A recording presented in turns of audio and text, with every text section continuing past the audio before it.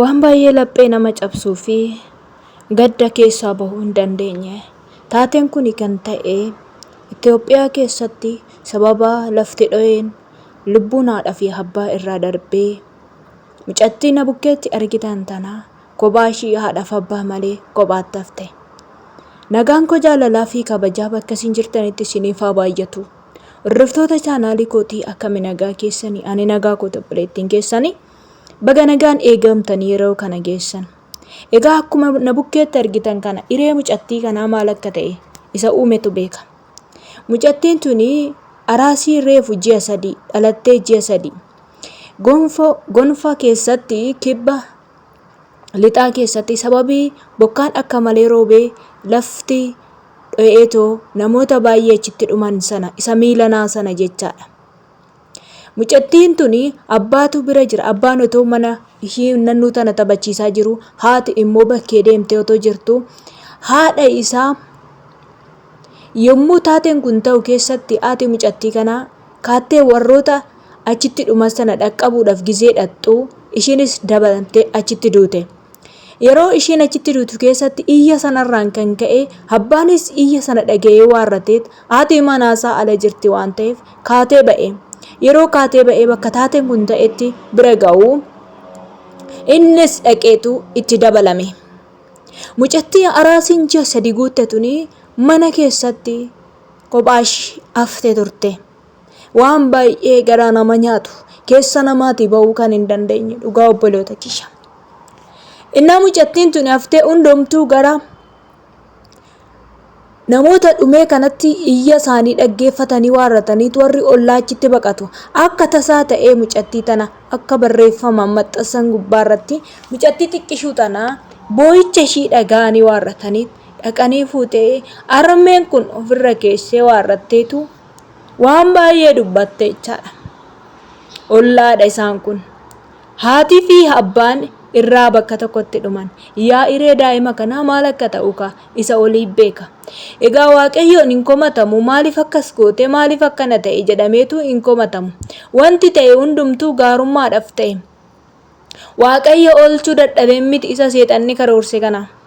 Biyyi lafaa kuni egaa keessattuu wanti taateen kun taatee balaa tasaa kuni baay'ee onnee namaa cabsa. Yaa obboloota kiyya mee isinitti hammam isinitti haa dhaga'amu ana baay'ee tokko natti dhaga'ame ani nama dhala qabudha. Haadha fi abbaa malee gaafa ilmoon guddattu maaltu isinitti dhaga'ama.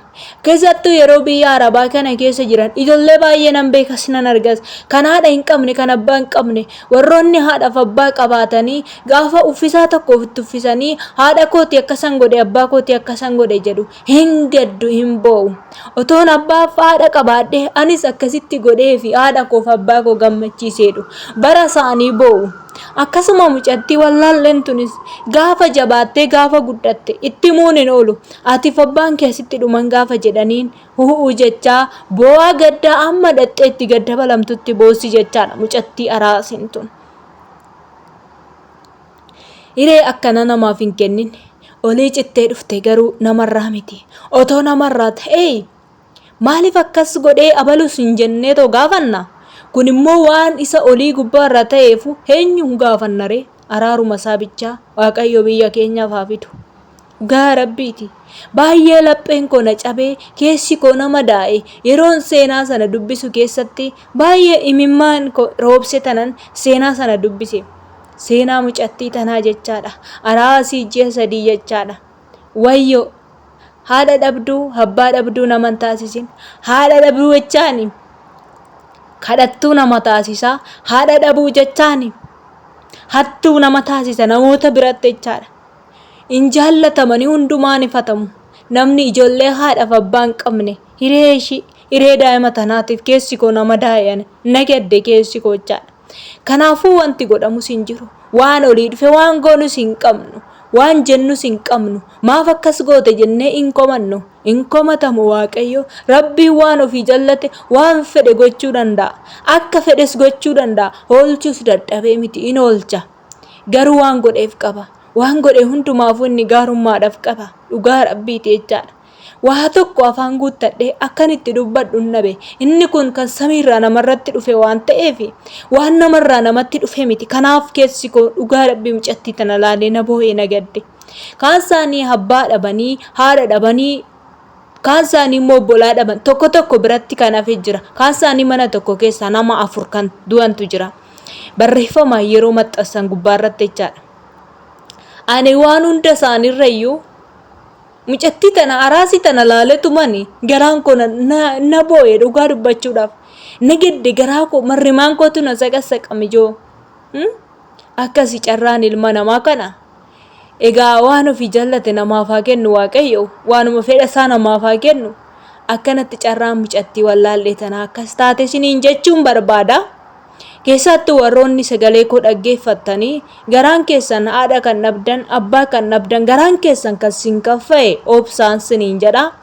homaa miti hundumti keenyaa hin deemna dabaree eegganna balaa tasaa immoo dhugaa waaqayyo balaa tasaa rabbiin sinaa baasu rabbiin nu haa baasu balaa kamiyyuu yoo ta'e rabbiin nu haa baasu duuti hin jirti duuti jiraachuu ishii hin beekna yoom akka duunus yoom akka lafa kanarraa deemnus hin beeknu guyyaa inni dhufus hin beeknu guyyaa deemnus hin beeknu garuu nama qalbii isaa yaada isaa jijjiirratee waan qajeelaa waan gaarii hojjetu waaqayyo nu haa taasisu malee isiniin jechuun barbaada yaa hordoftoota kiyya ani akka mucattii kanaa laphee koo na cabseen jiru baay'ee keessan amma sagalee koo kana yeroo dhaggeeffattan lapheen keessan keessi keessan sin cabuu danda'a hunda osoo hin taane warra garaan isaanii warra da'ee argee warra ilmoo qabu yeroo akkasittiin ilaaluuf yeroo akkasittiin dhaggeeffatu hin boo'u hin gaddu hin dhiphatu jechaadha homaa miti isiniin jedha waan isarraa dhufte waan ta'eef waan isarraa dhufte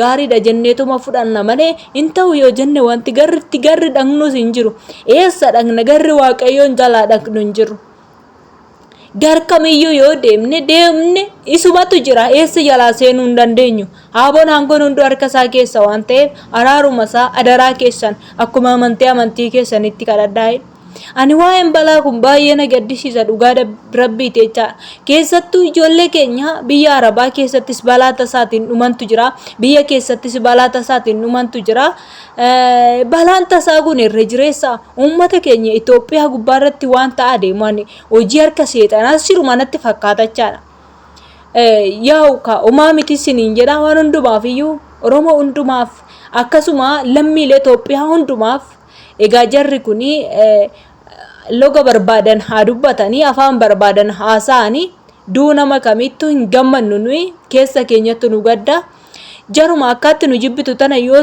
taate otoo wanti tokko rakkoon tokko isaanirra ga'e hin gaddina hin boonya wajjiniin jechaadha kanaaf isuma kana isiniin jechuun barbaada hiree mucattii kanaaf rabbiin kadhadhaa fi waaqayyo ishee haa guddisu egaa haadhaaf abbaa malee haa ta'uyyuu malee waaqayyo ishee haa guddisu kadhata godhaa fi du'aa'ii keessanii mucattii tanallee yaadadhaa isiniin jedha akkuma amantii keessanitti yaa hordoftoota kiyya balaan akkanaa mana keessan jireenya keessan maatii keessan hin argatini eenyuma haa ta'u diina ofiiyyuu haa ta'u nama kamiyyuu balaan tasaa hin argatini isiniin jedha araara isaati waaqayyo biyya keenya haa yaadatu araara nuuf haa godhu ka gaarii ta'anii miti gaarummaa isaatiin nu haa geggeessu isiniin jedha waan dhaggeeffattaniif hedduu takka galatooma like share godha warroonni arra mana koo dhuftan maamila koo ta'uu hin dagatinaa isiniin jedha bye bye turtii gaarii viidiyoo biraatti nama nutti deemtu like